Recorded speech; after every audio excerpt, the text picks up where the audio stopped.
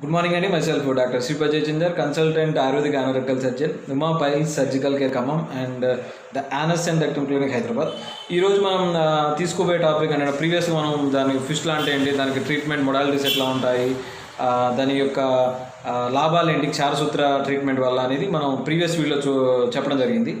ఇప్పుడు మనం జనరల్గా ఈ ఫిస్టులా పేషెంట్లలో ఎలాంటి అపోహలు ఉన్నాయి, జనరల్గా కామన్ పీపుల్కి ఎవరైతే ఫిస్టులా వ్యాధితో బాధపడుతుంటారో వాళ్ళలో ఎలాంటి అపోహలతో ఉన్నారు, అంటే ఫిస్టులా అంటే ఏంటి, దానికి అసలు ఏం జరుగుతుంది అనే దాంతోపాటు మా దగ్గర పేషెంట్ లేదా ఎవరైతే శాశ్వత ప్రొసీజర్ చేయించుకుంటారో దాని ముందు వాళ్ళు అడిగే క్వశ్చన్స్ ఎట్లా ఉంటాయి, వాళ్ళ యొక్క అపోహలు ఎట్లా ఉంటాయి, వాళ్ళ యొక్క సందేహాలు అనేది ఈరోజు పూర్తిగా మనం నివృత్తి చేయడానికి ఈ వీడియో చేయడం జరుగుతుంది. ముఖ్యంగా మనం ఈరోజు అసలు ఫిస్టులా అంటే ఏంటి అనేది ముందుగా బేసిక్ అసలు అంటే దాని గురించి తెలుసుకొని ముందుకెళ్తే దానివల్ల ఏమవుతుందంటే పూర్తి అవగాహన వచ్చే అవకాశం ఉంది.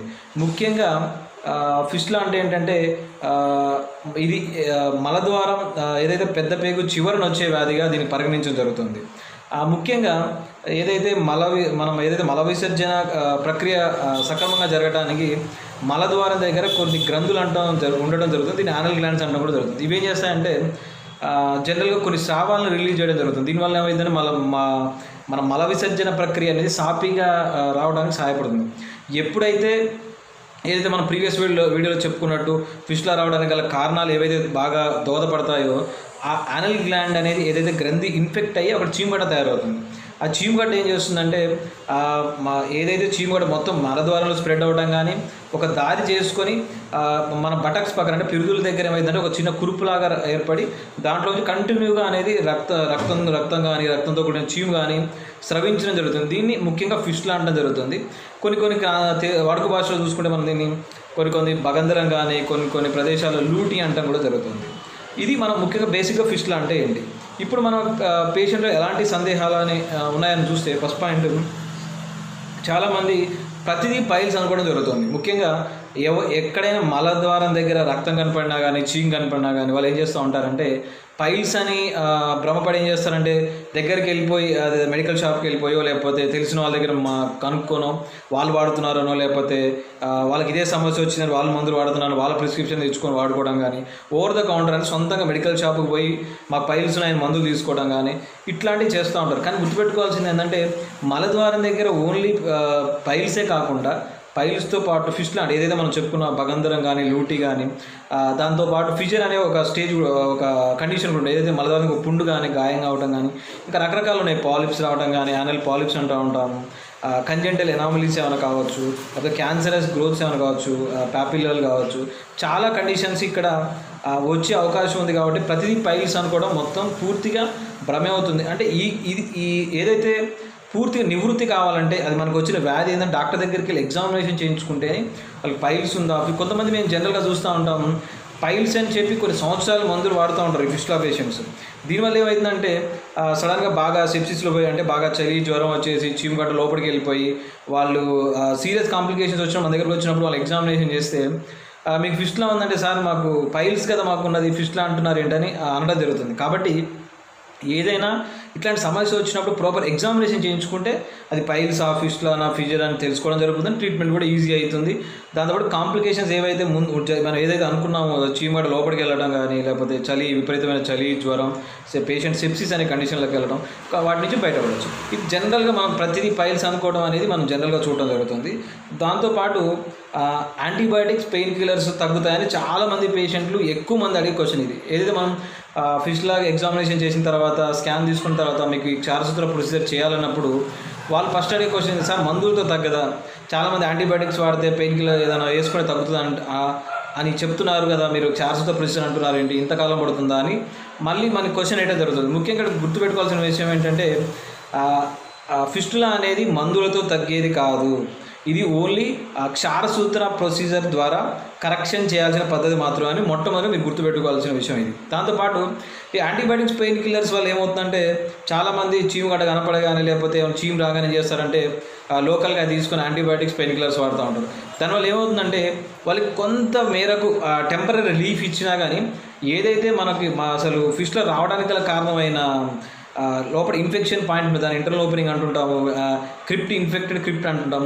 దాన్ని సరిగ్గా డీల్ అంటే వ్యాధి రావడానికి గల కారణాన్ని మనం ఏమీ ట్రీట్ చేయట్లేదు కాబట్టి మళ్ళీ ఒక కొద్ది గ్యాప్ తీసుకుని ఒక 10 days 20 days తీసుకుని మళ్ళీ రిపీట్ రావడం జరుగుతుంది. దీనివల్ల ఏమవుతుందంటే చాలామంది కంటిన్యూగా వచ్చినప్పుడు యాంటీబయాటిక్స్ వాడటం, సొంతంగా వాడటం, తగ్గినట్టు అనిపించడం, మళ్ళీ రావడం, ఇలా క్రానిక్గా వాడటం ఏమవుతుందంటే ఏదైతే ఫిస్టులా మలద్వారం దగ్గర 3 levels హై యానల్ కావచ్చు, మిడ్ కావచ్చు, లో యానల్ కావచ్చు.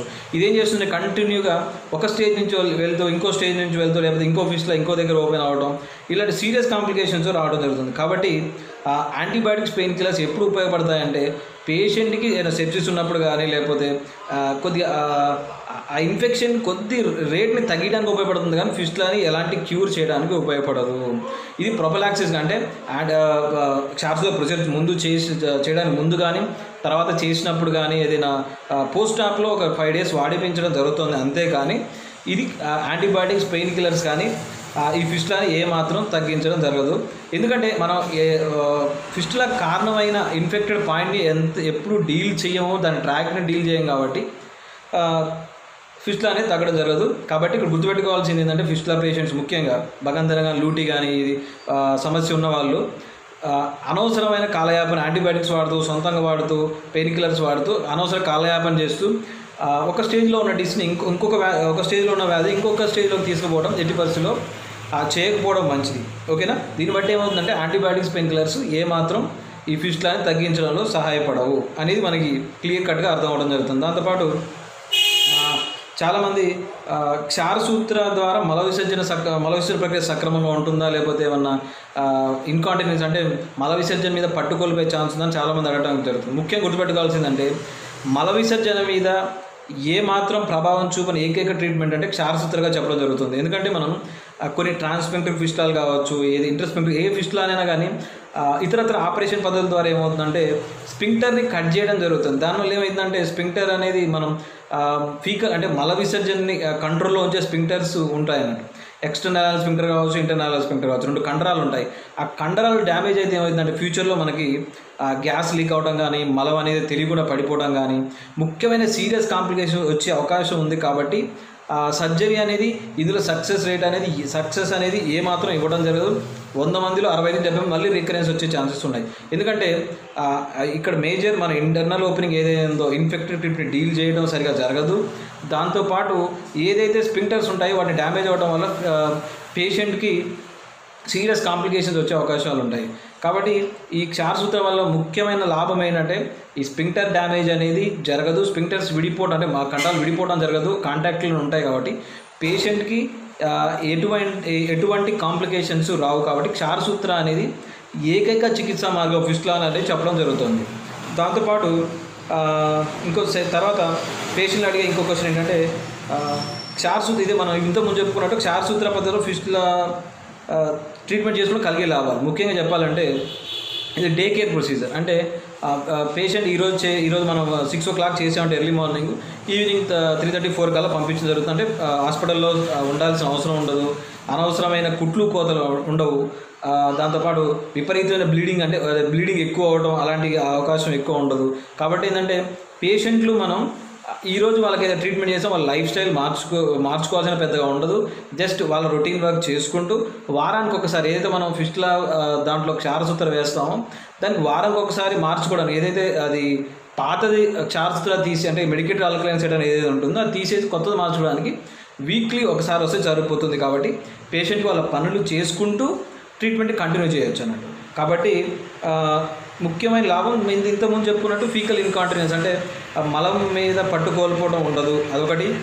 దాంతోపాటు మళ్ళీ జనరల్గా క్షారసూత్ర ప్రొసీజర్ ద్వారా చేయడం వల్ల రికరెన్స్ ఎందుకు రాదంటే మళ్ళీ ఫిస్టులా ఎందుకు రాదంటే ముఖ్యంగా లోపల ఉన్న ఇన్ఫెక్షన్ పాయింట్ ఏదైతే ఫిస్టులా రావడానికి గల మెయిన్ కారణాన్ని మనం పూర్తిగా డీల్ చేయడం ఒకటి, లోపల ఉన్న చీమగడను పూర్తిగా తీసేయడం, దాంతోపాటు ట్రాక్ని పూర్తిగా కట్ చేయడం, ఇవన్నీ చేయడం వల్ల మళ్ళీ ఫిస్టులా వచ్చే అవకాశాలు అనేది చాలా తక్కువగా ఉంటాయి. కాబట్టి ముఖ్యంగా ఇలాంటి లాభాలు అనేది ఫిస్టులా క్షారసూత్ర పద్ధతి ద్వారా చేసుకోవడం వల్ల ఫిస్టులలో కలిగే లాభాలు ఇవి మనం ముఖ్యంగా క్షారసూత్ర పద్ధతి ద్వారా చేసుకోవడం వల్ల కలిగే లాభాలు. దాని తర్వాత చూస్తే మనం చాలామంది ఫిస్టులా అంటే వాళ్ళు చాలామంది గూగుల్ చేసి కానీ చాలామంది ఇప్పుడు జనరల్గా ఎట్లా ఉన్నారంటే పేషెంట్స్ మనం ఫిస్టులా అని చెప్పగానే లేకపోతే ఎవరైనా డయాగ్నోస్ చేయగానే గూగుల్లో మొత్తం ప్రిపేర్ అయిపోయి అక్కడ సరిపడా మ్యాటర్ లేనప్పటికీ ఏదైతే కొద్ది మ్యాటర్ని తీసుకొచ్చి డాక్టర్ని క్వశ్చన్ అడగడం జరుగుతుంది. ముఖ్యంగా ఏమడుగుతూ ఉంటారంటే ఫిస్టులా అంటే మీరు చెప్పినట్టుగా బయట ఓపెనింగ్ తయారు కాలేదు కదా సార్, మాకు ఓపెనింగ్ ఏం లేదు కానీ లోపల నుంచి ఏం వస్తుంది, దీన్ని ఫిస్టులా ఎట్లా అంటారు, దీన్ని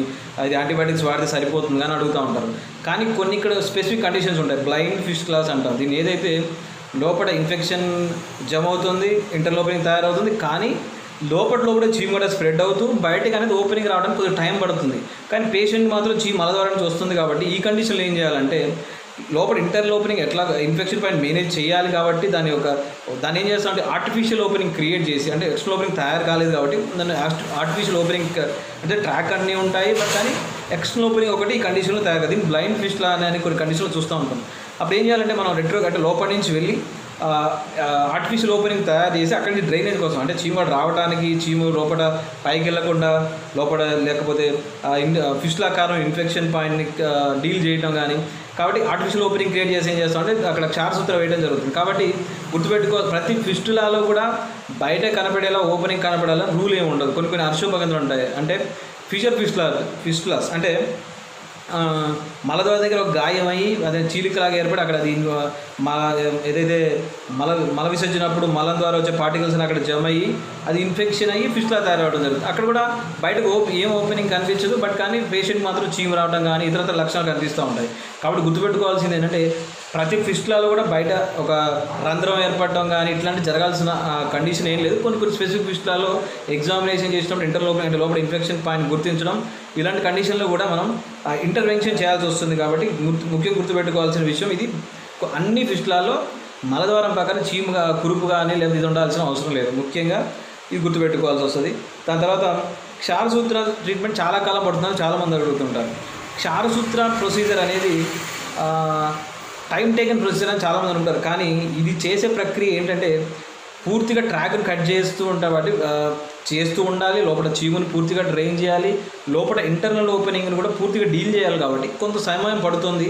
దాంతోపాటు కొన్ని స్పెసిఫిక్ ఫిస్టులు అంటే హై అనల్ అంటే మలద్వారం చాలా దూరం ఫిస్టులు ఎక్కువ పట్టడం అనేది కామన్. కానీ చిన్న లో యానల్ ఫిస్టులు 2 నెలలు 3 నెలలు కానీ అంతకంటే తక్కువ డేస్లో.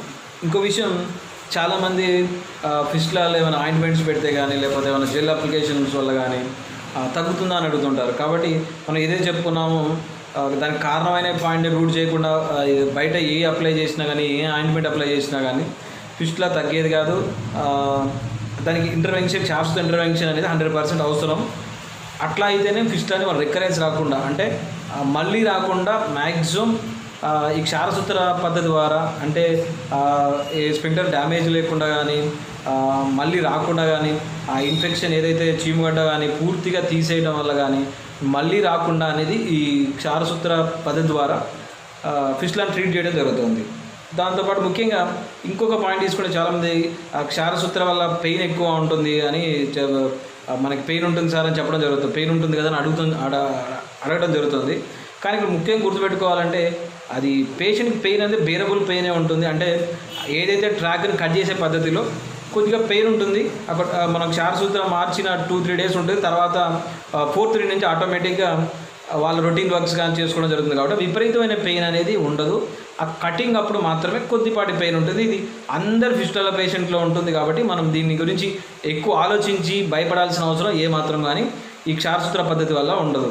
కాబట్టి ఎప్పుడైనా ఈ అపోహలు ఉన్నప్పుడు కానీ మీకు ఏదైతే ఫిస్టులాని గమనించినప్పుడు కానీ ఒక అంటే మలద్వారం పక్కన ఒక చీము గురుపు కానీ లేకపోతే మలద్వారం ద్వారా నుంచి చీము కానీ ఇలాంటి లక్షణాలు గమనించినప్పుడు ప్రాపర్గా క్వాలిఫైడ్ ఆయుర్వేదిక్ యానోరెక్టల్ సర్జన్ కలిసి ఎగ్జామినేషన్ చేయించుకొని మీకున్న ప్రాబ్లం ఏంటి అని రూల్ అవుట్ చేసుకున్న తర్వాతే ట్రీట్మెంట్కి వెళ్ళడం మంచిది. కానీ మనం ఏదైతే చెప్పుకున్నాడు యాంటీబయాటిక్స్ వాడటం కానీ లేకపోతే ఇతర ఆయింట్మెంట్స్ పెట్టడం లేకపోతే జెల్స్ పెట్టడం లేకపోతే ఎక్స్టర్నల్ ఓపెనింగ్ దగ్గర ఏమైనా ఆయింట్మెంట్స్ పెట్టి మాన్పించాలనే ప్రయత్నాలు కానీ ఇట్లాంటివి చేయడం వల్ల సీరియస్ కాంప్లికేషన్, అంటే మలద్వారం పైకి వెళ్తే ఏమవుతుందంటే అక్కడ మెయిన్ ఇంపార్టెంట్ మజిల్స్ ఉంటాయి కాబట్టి అవి డ్యామేజ్ అవ్వడం, పూర్తిగా పేషెంట్కి సీరియస్ కాంప్లికేషన్ రావడం, అంటే ముఖ్యంగా మల విసర్జన పట్టుకోల్పోవడం, ఇట్లాంటి లక్షణాలు కానీ ఇలాంటి కాంప్లికేషన్స్ కానీ వచ్చే అవకాశాలు ఉన్నాయి. కాబట్టి ముఖ్యంగా ఈ ఫిస్టులా పేషెంట్ ఈ లక్షణాలు కనిపించగానే ఒక క్వాలిఫైడ్ ఆయుర్వేద సర్జన్ కలిసి దానికి కావాల్సిన ట్రీట్మెంట్ పద్ధతులు ఏమున్నాయి, అసలు ఎంత పడుతుంది అనే దాన్ని పూర్తిగా డిసైడ్ చేసుకొని ముందుకెళ్తే ఈ ఫిస్టులాని క్షారసూత్ర పద్ధతి ద్వారా 100% మంచిగా మళ్ళీ రాకుండా తగ్గించుకునే అవకాశం ఉంటుంది. కాబట్టి ఈ సలహాలు సూచనలు అందరూ వ్యూవర్స్ అందరూ పాటిస్తారని ఆశిస్తూ మీ doctor Sripad Jayachandar, consultant Ayurvedic anorectal surgeon, Uma pile surgical care Khammam. Thank you very much.